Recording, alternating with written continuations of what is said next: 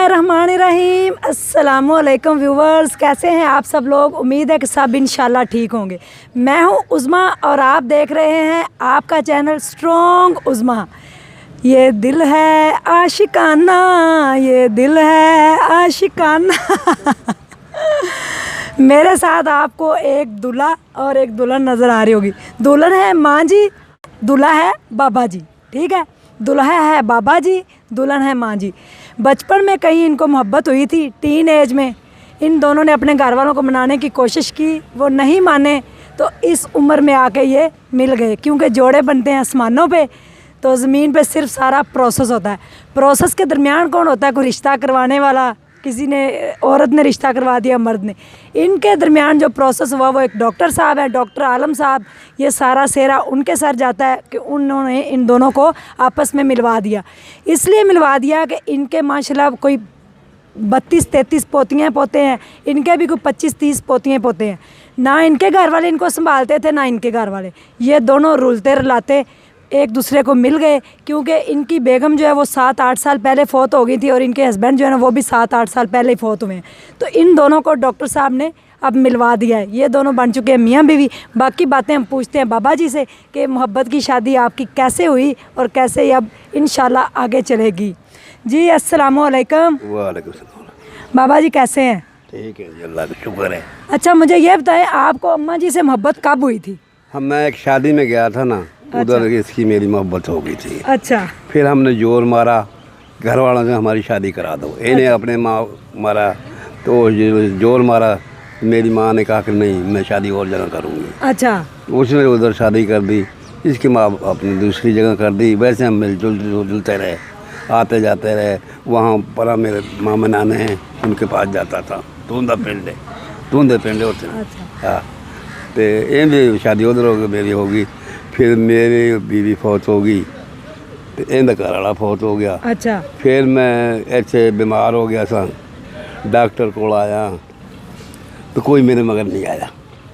ਤੁਹਾਡੇ बेटियां बेटे ਤੁਹਾਡੇ पोतियां पोते कोई नहीं संभालता? यही संभालता आया। तो फिर मैं इन्हों आख्या भी हुण दस ये आ गई, इन्हें कम कर निकाह करें, इन्हें कर ला। इन्हें बस निकाह कर लिया बेटा। फिर निकाह हो गया आपका? हाँ जी। हाँ जी, अस्सलाम वालेकुम। वालेकुम सलाम। जी माँ जी खुश हो? खुश हो। ते ਤੁਹਾਡੀ शादी माशाल्लाह इन्होंने होगी तो मिले कि दोसा जवानी च? ये वोल से मिली। अच्छा।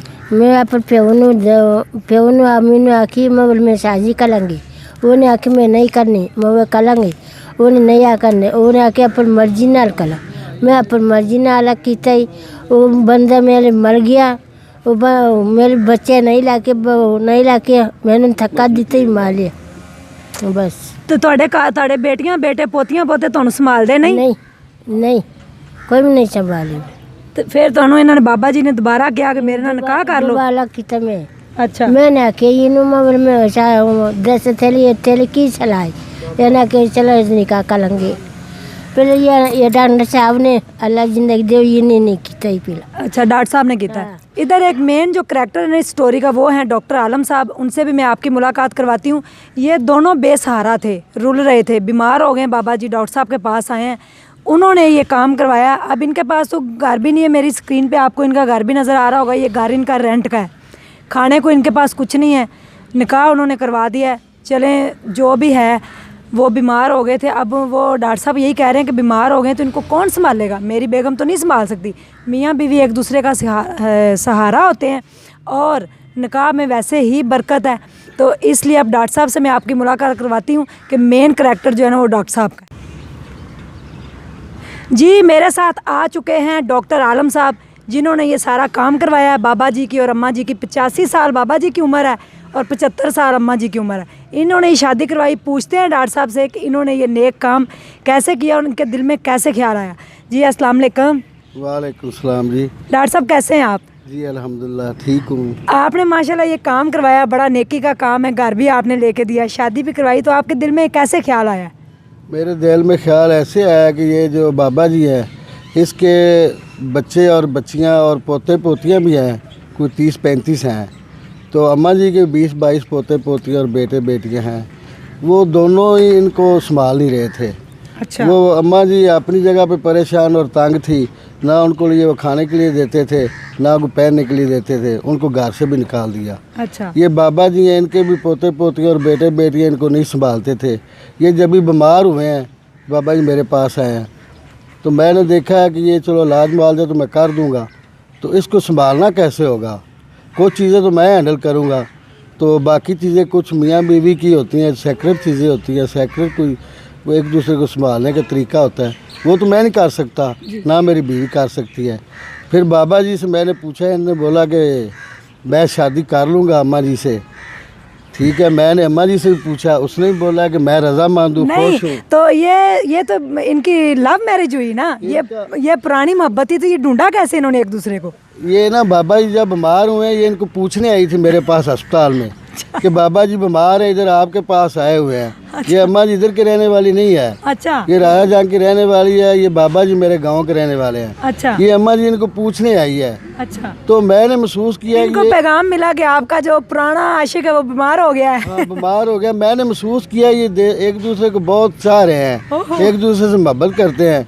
मैंने फिर ओपन हो गए इनसे पूछा है कि आप क्या एक दूसरे से मोहब्बत करते हैं, तो मैं आपकी शादी कर दूं। इन दोनों ने राजी खुशी मुझे बोला कि हमारी आप शादी कर दें। हमने और मेरे मोहल्ले वालों ने और मेरे दोस्तों ने इकट्ठे होके मशवरा किया और एक दिन मखसूस कर दिया और इनकी हमने शादी की धूमधाम से। इधर हमने वलीमा किया, उसने चिकन बिरयानी और दूसरे कोल्ड ड्रिंक वगैरह भी लोगों को दिया और ढोल ढमक्के भी लोगों ने खुशी से किए। हमारे मोहल्ले वालों ने बड़ी खुशी मनाई है और मेरे दोस्तों बाब ने भी खुशी मनाई है। मैं गांव मनूरिया के रहने वाला हूं, बाबा भी गांव मनूरिया के रहने वाले हैं। उधर से भी काफ़ी लोग आए हुए थे इधर गैदरिंग में, लेकिन इनके दोनों के ना पोते पोते और बेटे बेटियां शामिल नहीं हुए इस शादी में। ना होए, उनके होने ना होने से फ़र्क नहीं पड़ता। ये सारा काम जो बिरयानी पकी सब आप लोगों ने मिलके सारा काम, खर्चा किसने किया है? मैंने किया, सारा खर्चा भी मैंने किया है। इनको मकान भी रेंट पे लेके मैंने दिया है और इनको खाने वगैरह का भी बंदोबस्त मैं ही कर रहा हूँ और मैं इनको खिला पिला रहा हूँ और मैं इनको संभाल रहा हूँ। ये मैंने नेकी की है और अल्लाह ताला की रज़ा हासिल करने के लिए मैंने सब कुछ किया है। और मुझे दिली तकलीफ़ होती है इस उम्र में पहुँचकर, जब बच्चे बच्चियाँ अपने वालिदैन को नहीं संभालते तो फिर उन वालिदैन को बच्चों और बच्चियों का क्या फ़ायदा है।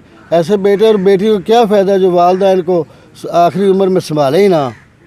ये सोच के मुझे बड़ी तकलीफ़ होती है। आपने डॉक्टर पैगाम दूंगा सारे दोस्तों बाप को कि इस उम्र में अगर आपके भी माँ बाप हैं, उनको प्लीज़ आप अच्छे तरीके से संभालें। अगर कोई उनको संभालने वाला नहीं है, कोई दूसरे लोग आपके आसपास भी रह रहे हैं जो गरीब लोग हैं और जिनका कोई आसरा नहीं है, आप उनको प्लीज़ सपोर्ट करें और उनके साथ आप ताउन करें, माली ताउन भी करें, उनको खिलाने पिलाने के लिए भी कोई बंदोबस्त करें। ये मैं रिक्वेस्ट करूंगा अपने दोस्तों भाव से भी और सारे लोगों से करूंगा। तो बाबा जी को हम कहते हैं, अब वो अपनी बेगम को मिठाई भी खिलाते हैं। मिठाई हम लेके आए थे और ये किसी ने इनके लिए गिफ्ट भेजा। इसमें कितने पैसे हैं मुझे नहीं पता, ये इनके हवाले किए जाएंगे। ये लें जी, ये आप लें, ये भेजे हैं किसी ने पैसे आपके लिए। तो कोई गाना सुना दें अम्मा की तरफ से, अम्मा को कोई गाना ही बोल दें।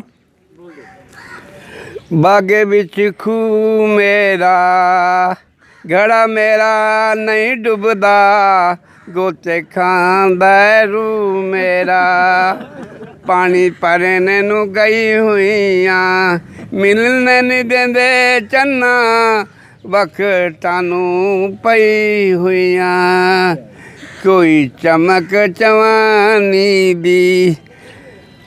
भुल गया, ठीक है, चलो भुल गया, कोई गल नहीं। माँ जी तुहानू आंदा गाना कोई सुना दो तुसी भी कोई? नहीं आंदा।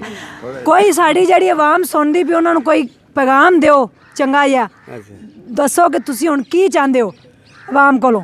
असी आवाम कोलों चाहते हैं कि भी आपदे माँ प्यो की खिदमत करन, हैं मुहब्बत ना पान, जाई टुरन ते जाई टुर के इस काम ते पहुँचा ते उन्दा माँ प्यो इज्जत करन बुढ़े दी। ये मेरे पीछे आपको लोग नज़र आ रहे होंगे, ये इनके सारे महल्लेदार हैं, इनके दोस्त हैं, बड़े खुश हैं, सारा महल्ला ही खुश है। डॉक्टर साहब ने बड़ा नेकी का काम किया है। बाबा जी ने मैसेज ये दिया है कि अपने माँ बाप की इज़्ज़त करो, उनको संभालो, क्योंकि हमने भी कल को बूढ़े होना है। जवानी सदा नहीं रहती, जवानी दीवानी होती है, लेकिन बुढ़ापा भी दीवाना हो गया ये मैंने आज देखा है। तो जवानी सदा नहीं रहती, बुढ़ापे में माँ बाप को जो संभालेगा आगे फिर उनकी औलाद भी उनको संभालती है। तो मैसेज उन्होंने बड़ा अच्छा दिया है। ये आपको मिल गया जी लिफाफा।